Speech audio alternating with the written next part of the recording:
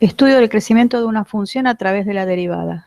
La derivada f' en A, ya sabemos porque lo vimos en las clases anteriores, nos da la pendiente de la recta tangente al gráfico de la función en este caso, x igual a A. Acá vemos la función f, vemos el punto que llamábamos punto de tangencia y la pendiente de la recta tangente en ese punto era justamente la derivada evaluada en la coordenada A. ¿Qué relación hay entre la pendiente de la recta tangente y el crecimiento de una función? Bueno, acá tenemos una animación y ahí estamos viendo cómo va cambiando el punto de tangencia y va cambiando la recta tangente. Fíjense que en los intervalos en los que la función crece, que sería más o menos en este intervalo, por ejemplo, donde la función está creciendo, ¿qué pasa con las pendientes de las rectas tangentes? ¿Qué tienen en común todas esas rectas tangentes? Bueno, lo que tienen en común es que son todas de pendiente positiva. Cuando la función decrece, la pendiente de la recta tangente es negativa.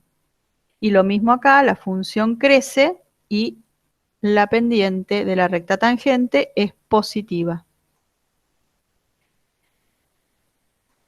Bueno, y acá está puesto de manera más elegante. Si la derivada es mayor que 0 en un intervalo, que ya lo llamé BC por llamarlo de alguna manera, en un intervalo BS, la función crece dentro de ese intervalo.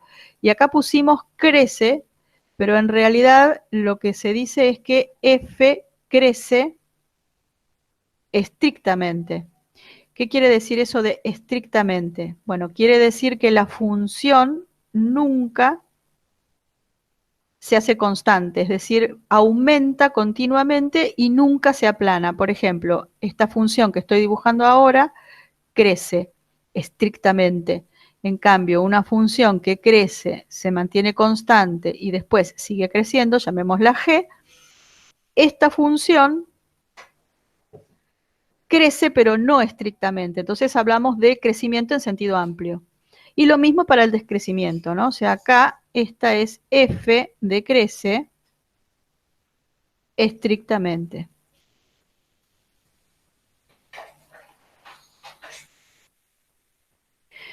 Por lo tanto, para estudiar el crecimiento de la función f, podemos estudiar el signo de la derivada. O sea, una manera de estudiar el crecimiento de una función es averiguar cuando la derivada es positiva y cuando la derivada es negativa.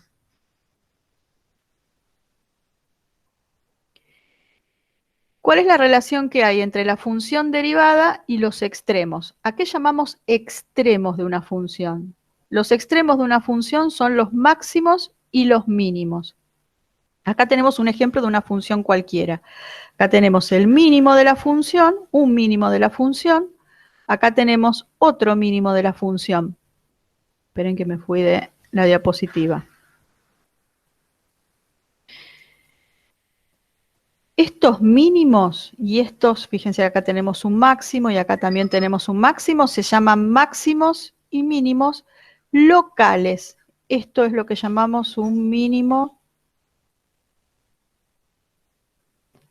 local. Esto es lo que llamamos un máximo local. ¿Y por qué lo llamamos local? Lo llamamos local porque es muy cerquita del valor de A. Fíjense que esta función muy cerquita de este valor es como que yo estuviera situándome en esta zona del gráfico. Y ahí claramente veo que este es un mínimo. Si me fijo en esta zona del gráfico, vemos que claramente tiene un máximo. Lo mismo va a pasar acá y lo mismo va a pasar en esta zona. Acá voy a tener un máximo, acá voy a tener un mínimo y todos son máximos y mínimos locales. Locales o relativos, también se los llama extremos relativos. Esta función no tiene lo que se llama extremos globales o absolutos, ¿sí? Vamos a poner acá extremos globales o absolutos. Eso sería lo que yo vería si me alejo del gráfico y veo la función completa. Un máximo global sería el máximo de toda la función, o sea, el punto que estaría más arriba de toda la función. Si yo miro esta función como sigue acá a la izquierda, ven que no hay un valor que sea el máximo. Y lo mismo pasa con los mínimos, como esta función sigue para abajo, tampoco hay un mínimo del otro lado que sea absoluto, que sea global. Pero sí tenemos máximos y mínimos locales. Y acá vemos, lo vamos a poner mejor en la próxima diapositiva, pero acá vemos que hay dos tipos de máximos o mínimos. Por un lado tenemos este que es como un punto, le llamamos anguloso, ven que hay como un pico en esta zona del gráfico, este que también es anguloso, y después están estos que son los suavecitos. Los que son suavecitos es donde en esos lugares del gráfico yo puedo trazar una recta tangente, me queda horizontal, con pendiente igual a 0, y entonces en estos puntos la derivada vale 0. Tanto acá en el punto C como aquí en el punto D, en los dos la derivada vale 0 porque son extremos suaves. En cambio, en A y en B, acá la función presenta picos, entonces en estos puntos la función no se puede derivar. Bueno, eso tiene que ver con la derivada se calculaba a través de un límite, y bueno, lo que estamos viendo es que acá lo que sucede es que no coinciden. Si yo calculo el límite lateral a la derecha o a la izquierda de cada uno de estos puntos, no están coincidiendo y por eso la función no es derivable en el punto. Les comento esto simplemente porque está en los apuntes teóricos que les dieron a ustedes para leer sobre el concepto de derivada. Pero lo importante es que tienen que saber que cuando hay un pico en el gráfico de la función, en esos puntos la función no es derivable. Entonces, habíamos visto recién, en A y en B la función tenía extremos angulosos y en C y en D tenía de los suavecitos. Estos son los que vienen de la derivada igual a 0 y estos son los que vienen de picos. De estos, de los extremos angulosos, no hay ejercicios en la guía. No hay en la guía de trabajos prácticos. Y tampoco hay, por consiguiente, tampoco va a haber ni en los parciales ni en los finales, ¿sí? Les comento cómo es el estudio completo, cómo lo haríamos completamente cuando uno trabaja, digamos, con las dos familias de extremos, ¿sí? Que es lo que menciona la guía teórica. Bueno, en este ejemplo vemos un camino que podemos seguir para poder encontrar los extremos de una función. Calculamos la derivada de una función y vemos en qué valores se anula y cuáles son los valores para los cuales la derivada no existe. ¿Cuál es el problema? Porque uno podría decir, bueno, entonces para calcular los extremos, sabiendo dónde la derivada vale 0 o dónde la derivada no existe, ya está. En alguno de esos valores voy a tener un máximo o un mínimo. Pero hay un problema, que es lo que mostramos acá. El problema es que hay puntos en el gráfico de la función, como por ejemplo este punto que está acá, donde la derivada vale 0, pero sin embargo no hay ni un máximo ni un mínimo, es decir, no tengo ningún tipo de extremo. La función viene creciendo, sigue creciendo y acá no hay ni un máximo ni un mínimo, pero la derivada vale 0. Y acá tenemos otra función donde vemos que la derivada no existe porque la recta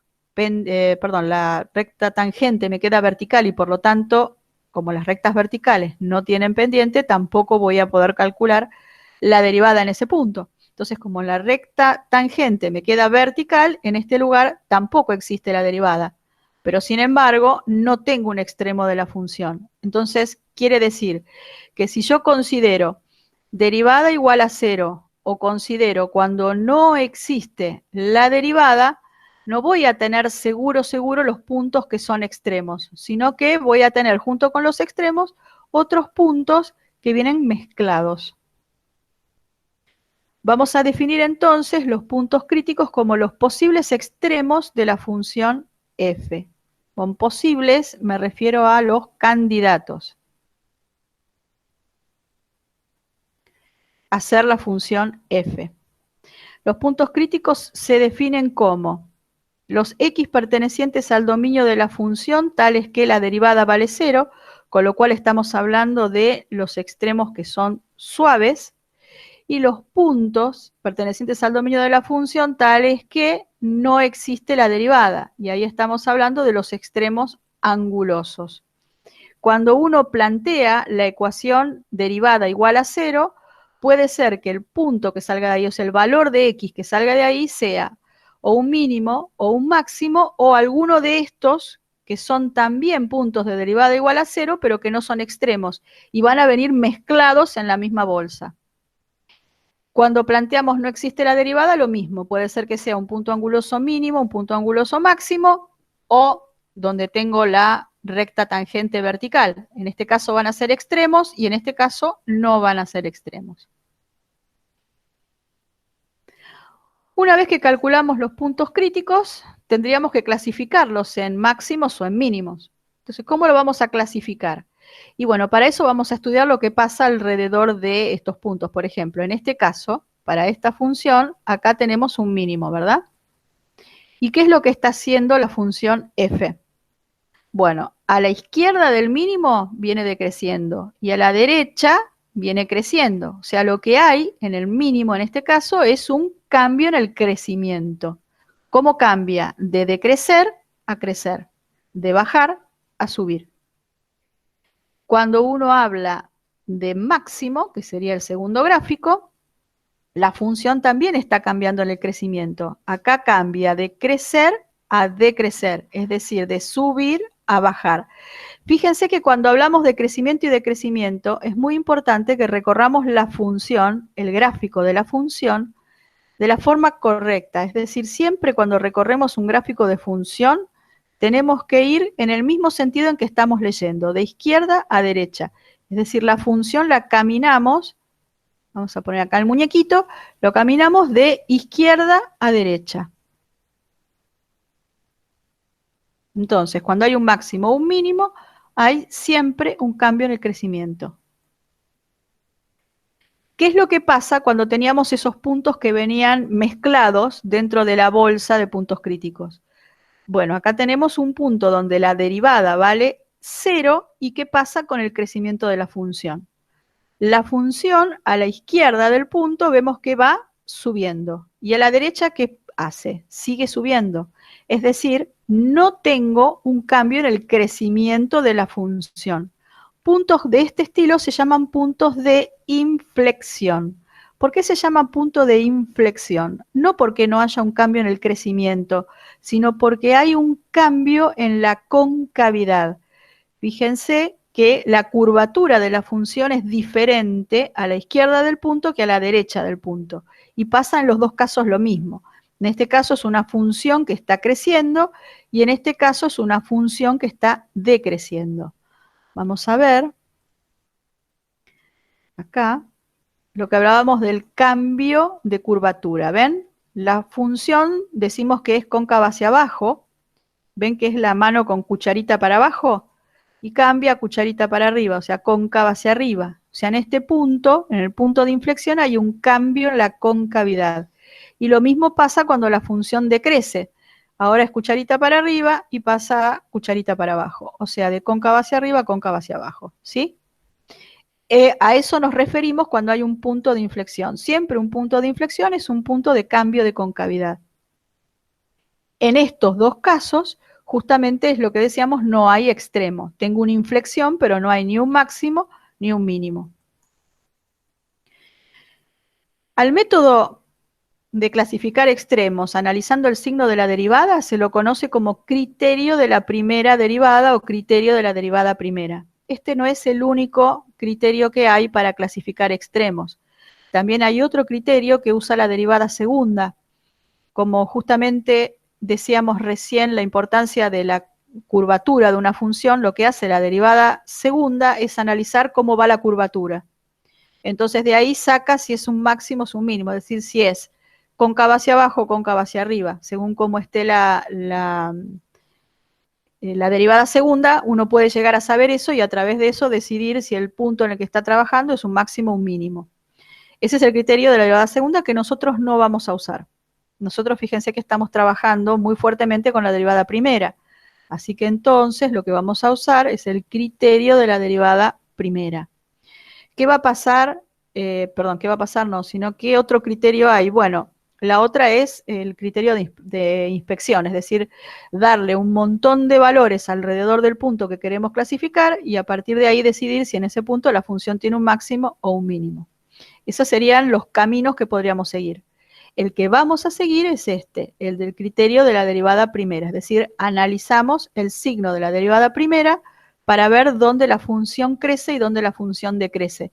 Cuando hay un cambio en el crecimiento y tenemos un punto crítico en ese lugar, bueno, ahí tendremos un máximo o un mínimo de la función. En los ejercicios de la guía, lo que les comentaba recién, no hay extremos angulosos, o sea, puntos críticos donde la derivada no existe. Y por esta razón no los vamos a considerar cuando hagamos análisis de función en estas clases. Ahora les voy a dar una tabla que es una guía para seguir cuando analizamos una función. Pasos a seguir para analizar una función. En el primer paso, calculamos el dominio de la función f y lo calculamos aunque no lo pida el ejercicio. Esto lo tenemos que calcular siempre. Si no sabemos para qué valores de x está definida la función, no podemos contestar nada.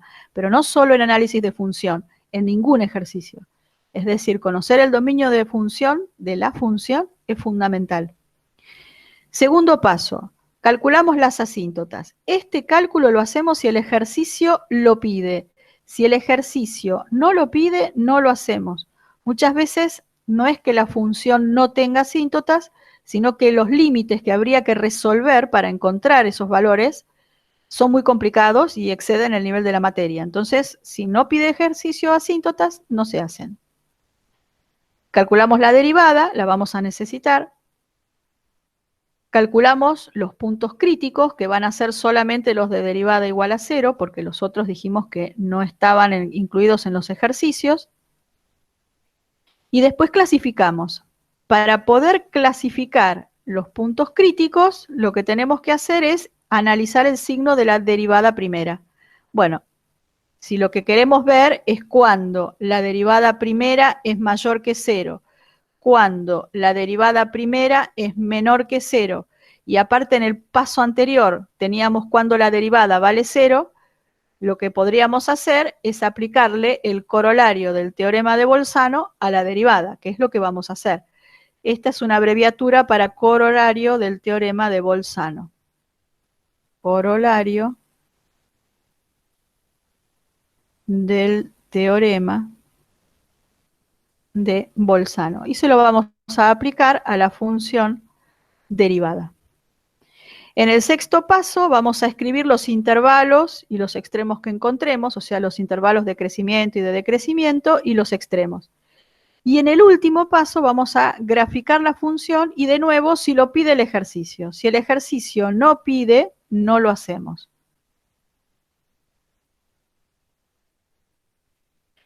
Vamos a ver un ejemplo. Vamos a hallar el dominio, intervalos de crecimiento extremos y vamos a graficar x a la cuarta menos 4x al cubo más 10. La guía recién decía, en el primer paso buscamos el dominio de la función. Bueno, es un polinomio, así que entonces todos los polinomios tienen dominio igual a R, siempre. Segundo paso era buscar asíntotas. Bueno, acá el ejercicio no lo pide, y no lo pide por una razón. No corresponde pedir asíntotas a un polinomio, porque los polinomios no tienen asíntotas. Nunca le voy a buscar asíntotas a un polinomio. Tercer paso, calculamos la derivada. La función era f de x igual a x a la cuarta menos 4x al cubo más 10. Vamos a derivar, como es una suma con restas, vamos a separar en términos y derivamos cada término. La derivada de x a la cuarta ya sabemos que es 4x al cubo, menos la derivada de 4 por x al cubo, baja el 3, 4 por 3, 12, y me queda 12x al cuadrado. Y la derivada de una constante es 0, así que me queda 4x al cubo menos 2x al cuadrado. Cuarto paso, buscamos los ceros de la función derivada. O sea, vamos a plantear f' igual a 0. Acá tenemos la fórmula. Es 4x al cubo menos 12x cuadrado, y eso es lo que hay que igualar a 0. Y siempre, cuando resolvemos estos problemas, acá vamos a tener una ecuación para resolver. La forma de resolver va a depender de cuál sea la función que estuve derivando. En este caso, como es un polinomio, no es algo tan complicado. Igualo a 0 y tengo que resolver esto. La manera más práctica es justamente sacar factor común, en este caso 4x al cuadrado, me queda 4x al cuadrado por x menos 3 igual a 0. Acá tenemos un producto igualado a 0. Cuando un producto vale 0 es porque alguno de los factores tiene que valer 0. 4 es 4, ya sabemos que no es 0. Así que entonces, ¿quién puede ser 0? ¿X al cuadrado o x menos 3? Si x al cuadrado vale 0, ¿qué estoy diciendo? Digo que x por x vale 0. O sea, tengo un producto igualado a 0. El producto vale 0 cuando alguno de los factores es 0. Bueno, pero acá los factores, ¿cuáles son? X y x. O sea que entonces acá la única que me queda, la única alternativa es que x valga 0. Entonces, si x cuadrado es 0, x es 0. Si x menos 3 vale 0, despejo x igual a 3 y ya está. Por lo tanto, tenemos el conjunto de puntos críticos. Está formado por dos elementos, que es el 0 y el 3. Recuerden que cuando uno pone elementos de un conjunto, los pone entre llaves. Por eso es que siempre van a ver que los puntos críticos aparecen entre llaves.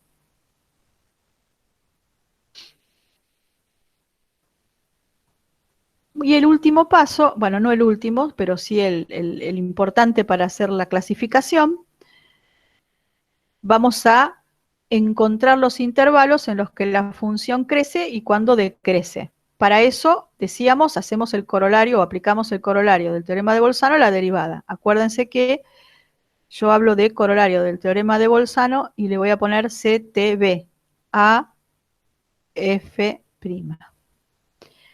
Bueno, para aplicar el corolario, primero tenemos que tener el dominio de la derivada, que como es un polinomio van a ser todos los reales, y teníamos que armar los intervalos.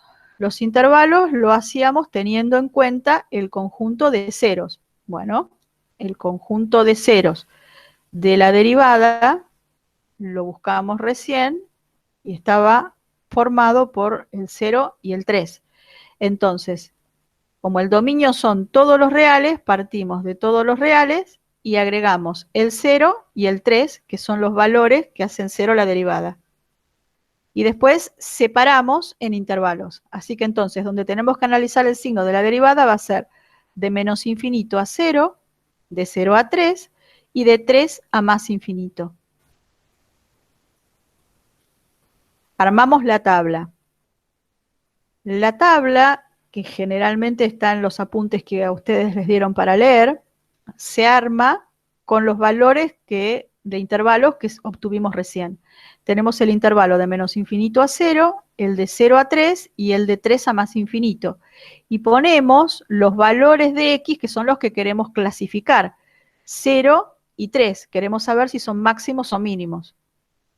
Como vamos a usar el corolario del teorema de Bolzano para la derivada, entonces vamos a obtener, reemplazando valores de x que estén dentro del intervalo en la derivada, o sea, voy a reemplazar acá, para poder obtener cuando la derivada es positiva, negativa, según la cuenta. Entonces, bueno, vamos a las cuentas.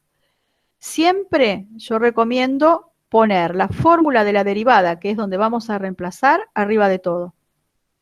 Y después ir viendo cómo me queda el signo en cada uno de los intervalos. En menos infinito 0, ¿se acuerdan que elegíamos un valor dentro del intervalo? Por ejemplo, el menos 1. F' en menos 1 me da menos 16. Vamos a hacer esa cuenta. F' en menos 1. Eso va a ser 4 por menos 1 al cubo menos 12 por menos 1 al cuadrado. Menos 1 al cubo es menos 1, entonces esto me queda menos 4. Menos menos 1 al cuadrado es 1, o sea que me queda 12 por 1, menos 12. Menos 4 menos 12 es menos 16, menor que 0. Entonces, si la derivada es negativa en un valor dentro del intervalo, va a ser negativa en todo el intervalo. Por eso ponemos acá que la derivada es menor que 0. Ahora, si la derivada es menor que 0, ¿qué pasa con la función original? Bueno, derivada negativa quería decir pendientes negativas. Pendientes negativas quiere decir entonces que la función está decreciendo y por eso ponemos la flecha hacia abajo. En este intervalo, la función original decrece. En el intervalo 0,3, bueno, elegimos un valor de x dentro, por ejemplo el 1, hago f' en 1, me da menos 8, simplemente reemplazando como hicimos recién, me queda menor que 0, entonces la función decrece también en el intervalo 0,3. Si decrece en menos infinito 0 y decrece en 0,3, acá no hay un cambio en el crecimiento. Acuérdense que estos eran los valores que son puntos críticos, son los puntos que yo quiero clasificar. Si no hay un cambio en el crecimiento, decrece y decrece, acá no hay ningún extremo. Vamos a ver qué pasa en el 3 más infinito. 3 más infinito, elegimos un valor, por ejemplo el 4, hacemos f' en 4, me da 64, mayor que 0, positivo, o sea que entonces en todo este intervalo la función crece, por lo tanto, o sea, la función es positiva, la derivada, por lo tanto la función original crece, así que entonces la función original va de decrecer a crecer, así que aquí lo que tenemos es un máximo local. Fíjense que acá es un punto donde la derivada vale 0, pero no hay cambio en el crecimiento. Así que entonces lo que hay acá es un punto de inflexión. Seguimos. Sexto paso era escribir. Bueno, vamos a escribir las cosas que salieron de la tabla. Perdón, me fui demasiado.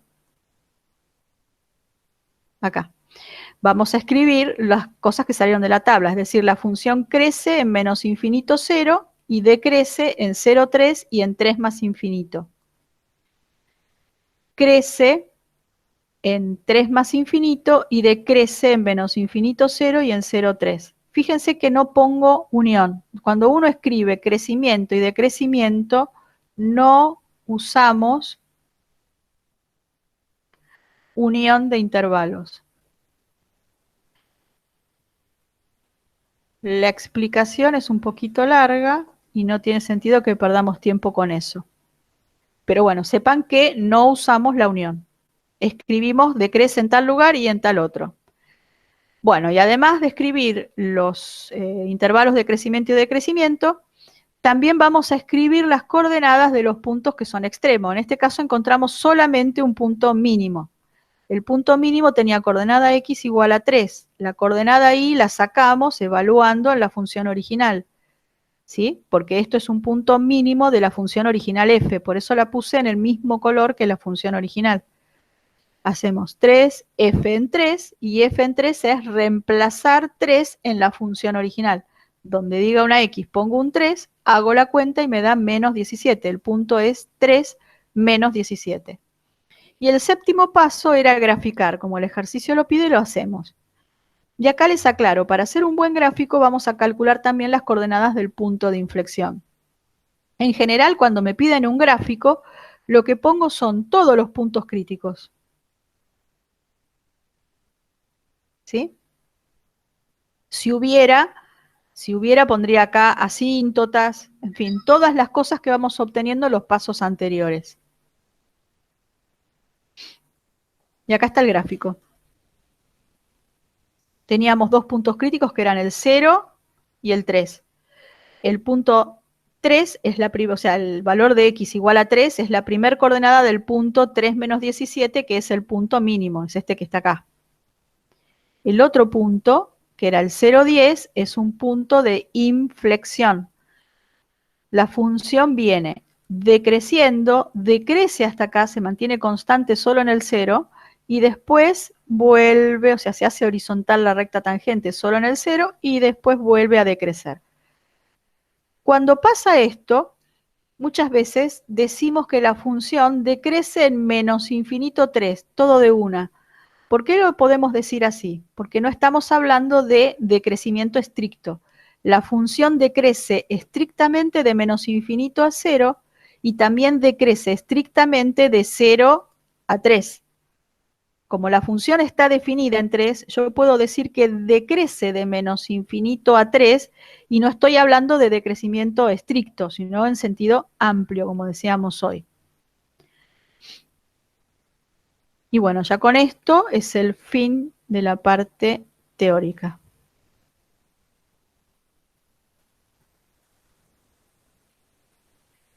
Ahora vamos a ir a los ejercicios.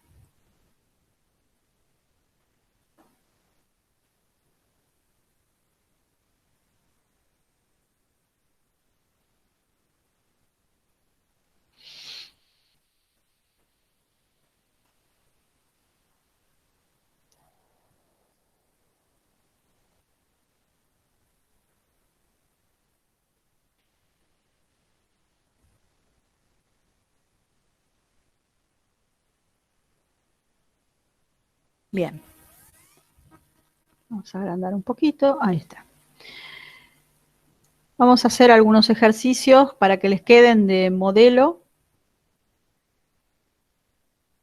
Cómo manejarnos, por ejemplo, en este que tiene asíntotas, fíjense.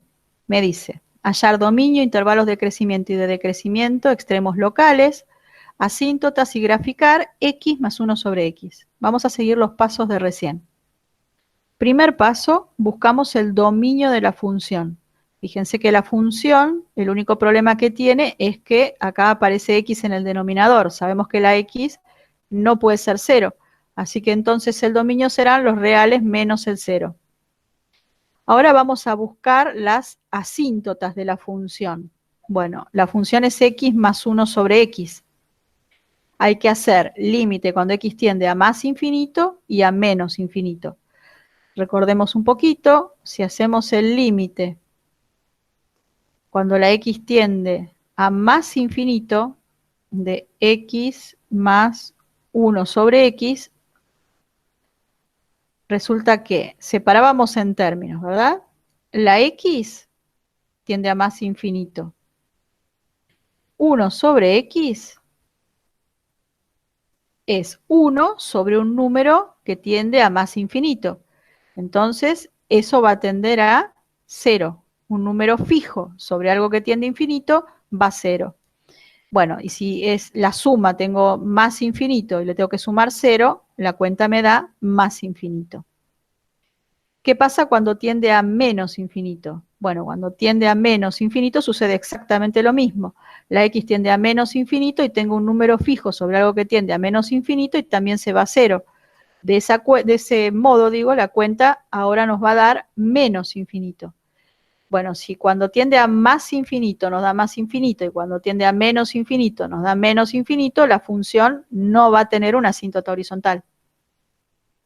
Vamos a buscar asíntotas verticales. ¿Se acuerdan que el candidato para ser asíntota vertical era el punto fuera del dominio? En este caso es x igual a 0. Calculábamos alguno de los dos límites laterales. Alcanza con que uno de los dos límites laterales me dé infinito para asegurar que la función tiene ahí una asíntota vertical. Entonces hacemos límite cuando x tiende a 0 por la derecha de x más 1 sobre x. Eso quiere decir, vamos a poner por acá, límite cuando x tiende a 0 por la derecha. Yo tengo x ahora para analizar más 1 sobre x. Bueno, la x, si la x tiende a 0, esto tiende a 0. ¿Y qué pasa con el 1 sobre x? Tengo un número sobre algo que tiende a 0. Ustedes saben que un número sobre algo que tiende a 0, eso se va a infinito. La pregunta es, ¿será más o menos infinito? Bueno, acá lo que usábamos era la regla de signos. Si tiende a 0 por la derecha, ¿qué tipo de números es la X? O sea, ¿qué tipo de números asume la X?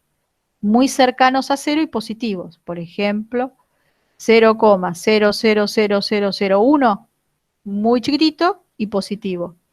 Un número sobre algo que tiende a 0 se va a infinito. Y como lo de arriba es positivo y lo de abajo también, va a ser más infinito.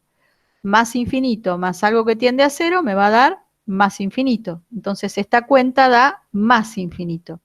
Si cuando tiende a un número me da infinito, quiere decir que la función tiene ahí una asíntota vertical. X igual a 0 es asíntota vertical de la función. Y ahora calculemos la función derivada.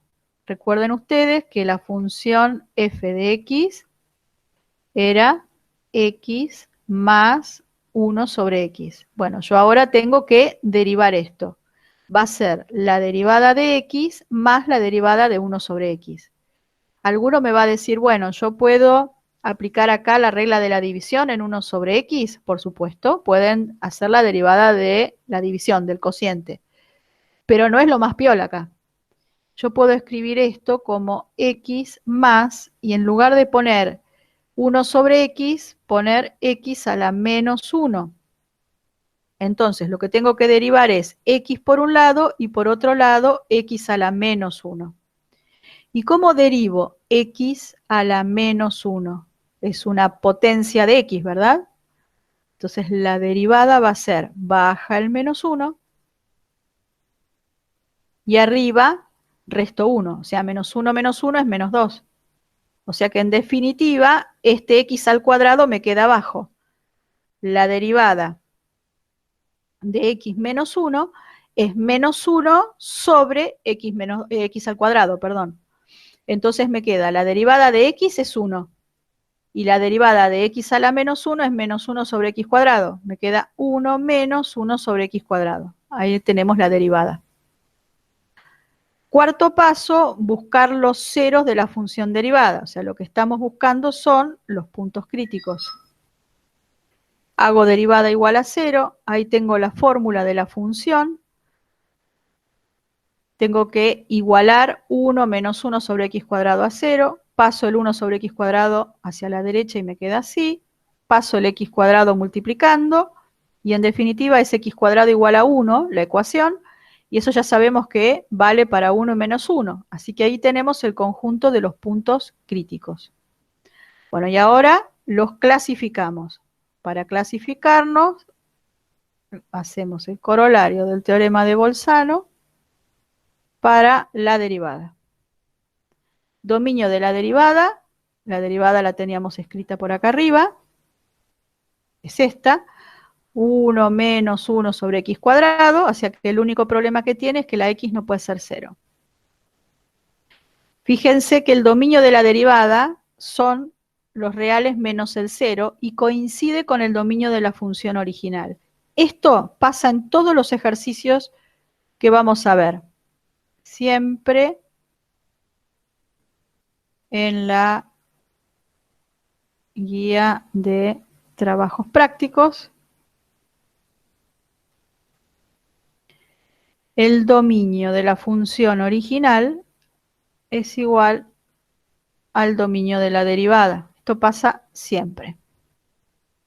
Bueno, armamos los intervalos. Para eso tenemos que tener en cuenta el dominio. En este caso son los reales menos el 0. El 0 lo tenemos que considerar en el momento de separar los intervalos, pero acuérdense que ese es un punto que está fuera del dominio, no es un punto crítico, o sea, no es un 0 de la derivada. Los ceros de la derivada son el menos 1 y el 1. Son estos dos valores donde la derivada vale 0. Pero sin embargo, como tengo que tener en cuenta el dominio de la derivada, voy a tener que también calcular que el 0 va a estar en la tabla. Los intervalos a analizar son menos infinito menos 1, menos 1, 0, 0, 1 y 1 más infinito. Armamos la tabla. Fíjense que acá cuando armamos la tabla nos queda lo que decíamos recién, x igual a 0, sabemos que es un punto que hay que considerar, pero no lo voy a poner como un x igual a 0 dentro de la tabla, sencillamente porque no es un punto crítico que yo tenga que clasificar, pero sí separa intervalos. Bueno, y hacemos exactamente lo mismo de recién, evaluamos, fíjense que ponemos las cuentas, acá yo tuve un error, este no es -1, sino que es -2, ¿ven qué es lo que reemplazo después acá? Bueno, reemplazamos con el -2 y hacemos la cuenta, vamos a hacer para una, para que vean cómo se hace, f' de -2 va a ser 1 menos 1 sobre -2 al cuadrado, eso es 1 menos 1/4, y 1 son 4/4. 4/4 menos 1/4 nos da 3/4. Y eso es lo que vamos a poner acá, ¿ven? 3/4. Bueno, entonces, si en -2 la función derivada, o sea, f' es mayor que 0, va a ser mayor que 0 en todo el intervalo completo. Si en todo el intervalo es f' mayor que 0, quiere decir que la función original f crece.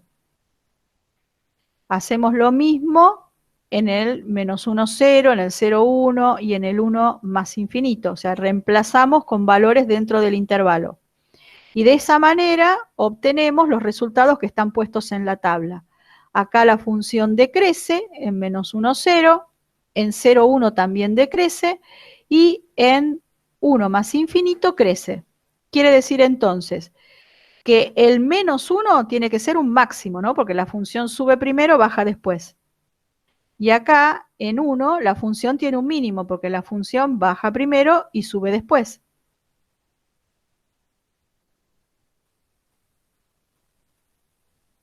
Sexto paso, escribimos todo. Ponemos donde la función crece, donde la función decrece y calculamos los puntos máximos y mínimos. Recuerden siempre, yo pongo acá arriba la fórmula de la función porque cuando uno va a reemplazar para sacar máximos y mínimos lo hace en la función original, porque estos son máximos, mínimos, extremos de la función f. Bueno, y sexto, graficamos. Acá lo que me pasó es que, no sé por qué razón se corrió, pero la asíntota no está ahí, está en el 0. La asíntota está acá.